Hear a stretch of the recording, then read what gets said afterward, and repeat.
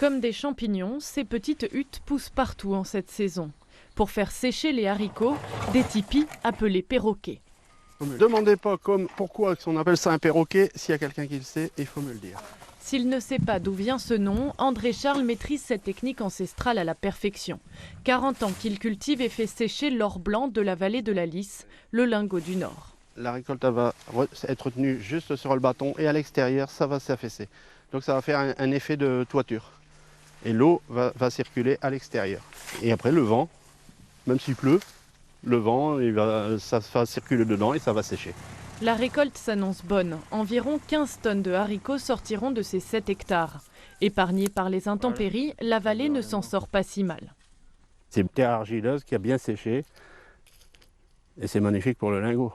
L'inconvénient, c'est à ce stade-là, quand il est coupé, qu'il est à terre, il ne faudrait pas qu'il pleuve pendant 3-4 jours. Là, je fais 10 ou 20% de perte.